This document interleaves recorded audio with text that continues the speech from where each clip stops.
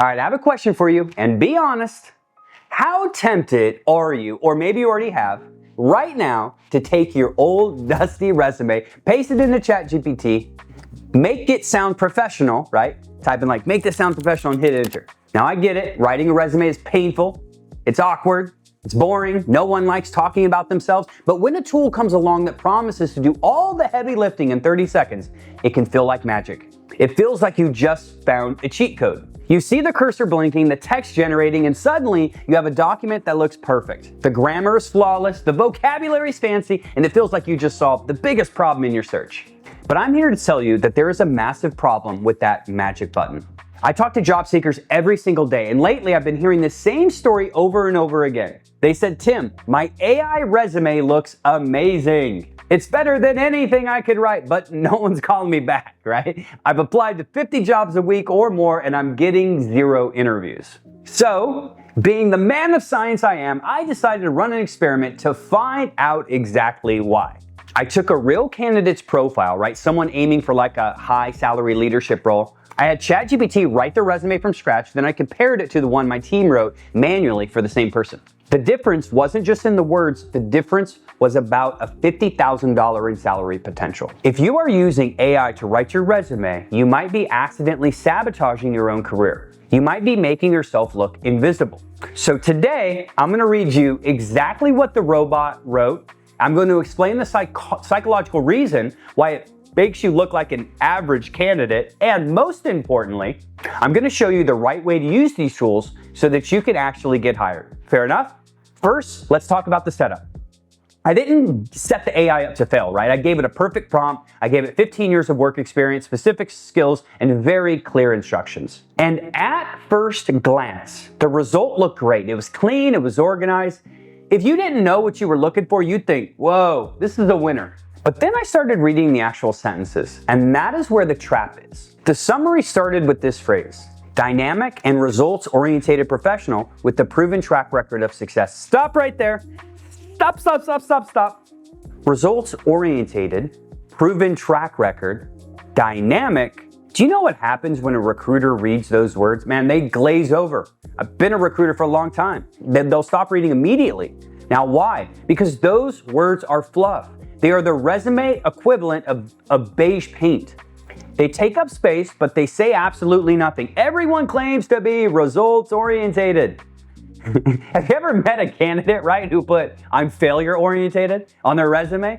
Man, of course not. So listen to me. Here's the problem. AI is a predictive text model, right? It works by scraping the entire internet, millions of resumes, and predicting the next most likely word. Now, that means, by definition, it gives you the average of everything it finds. It gives you the most common, generic, vanilla way to say something. Now ask yourself, do you want an average job? Do you want an average salary? Do you just want to be another brick in the wall? No, you want to be exceptional. And you cannot be exceptional if you use a tool designed to be average. But the real disaster happened in the bullet points. This is where you either win the interview or get click, deleted. Here is what the AI wrote for a major job experience. Listen closely to the language. Responsible for overseeing daily operations and manning cross-functional teams to ensure efficiency and collaboration. Now, that sounds professional, right? It sounds corporate, but it's fatal. It reads like the job description: responsible for, overseeing, managing. This tells me what you were supposed to do. It tells me you sat in the chair. It does not tell me if you're actually good at your job. Now let me read you the human rewrite for that exact bullet point. Orchestrated operational turnaround for a 500-person plant. Reduce waste by 18%, saving the company $2.4 million in 1 year. Do you hear the difference? The robot will write about tasks. Humans will write about value. The robot told me you manage teams. The human version told me you save $2.4 million. Companies do not hire you to do tasks. They do not hire you to collaborate. They hire you to solve expensive problems and make them money. When you let AI write your bullets, it defaults to passive, safe language because it doesn't know your story. It doesn't know the late nights you had to pull to get those projects done. It doesn't know the conflict you resolved between two angry departments. It just knows manage teams. Now, let's look at another example like soft skills. The AI wrote, excellent communication skills with the ability to lead diverse teams. Boring. Everybody says that, right? Now, the human rewrite mentored 4 underperforming sales professionals to hit 110% of their annual quota within 6 months. That is what communication actually looked like in the real world, right? Proof, numbers, outcome. And there is one more danger that you need to know about, and it's called the hallucination. The AI lies. It doesn't do it on purpose. It does it because it wants to please you. It wants to complete the pattern. Recently, I saw an AI-generated resume last week that included a specific software certification that the candidate didn't even actually have. The AI just thought it sounded techie and smart and threw it in there because it usually appears in resumes, right? It usually appears in resumes for the same job title. Now, imagine walking into that interview where the hiring manager's like, hey, I saw you're certified in this specific software, and you're like, yeah. And they're like, tell me about your experience with it. And you're gonna stare at them blankly. Huh? Then you're gonna panic, and then you're gonna have to admit that you don't know anything about it. And in that moment, the interview is over. It's over. You look like a liar. You look like a fraud. Authenticity is the most valuable currency you have in your job search, and AI is gonna strip that away. So this brings us to the big question. Is AI useless? Should you just ban it? No, I use it. My team uses it.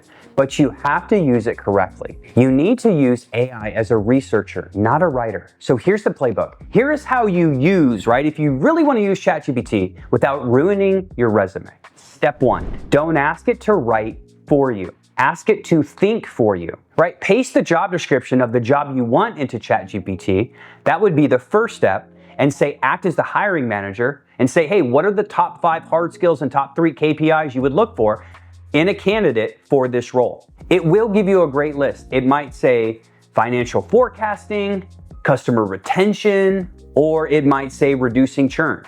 Step 2, now we got to use our human brain. So take those keywords, reducing churn, and ask yourself, hey, when did I do that? When did I do that? Then you're gonna write that bullet point. Hey, reduce client churn by 15%. How did you do it? By implementing a new onboarding system or whatever that you did. Now, step 3, you're gonna use AI to polish, not create. So once you've written your bullets with your actual numbers and your actual truth, then you can paste them in the AI and say, hey, check this for spelling and grammar errors. That's the hybrid method. Use the robot for strategy and grammar, and use your brain for the story and the actual results. Listen, the job market right now is tougher than it has ever been in years. Recruiters spend only a couple seconds scanning a resume before they decide to delete it or keep it. If your resume sounds like a robot wrote it, dynamic team player responsible for operations, you are going to bore them in less than 2 seconds. You're gonna stay at the bottom of the pile, or probably just get tossed out of the pile.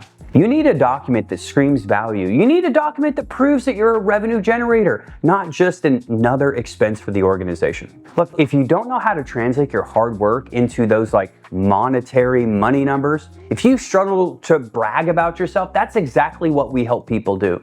We build personal brands for directors, VPs, and executives that are in a job search that will actually get you hired. So hey, comment below and let us know, where do you need the most help in your search, and where do you need the most help in your resume, and maybe I'll take a look at it and give you a couple tips.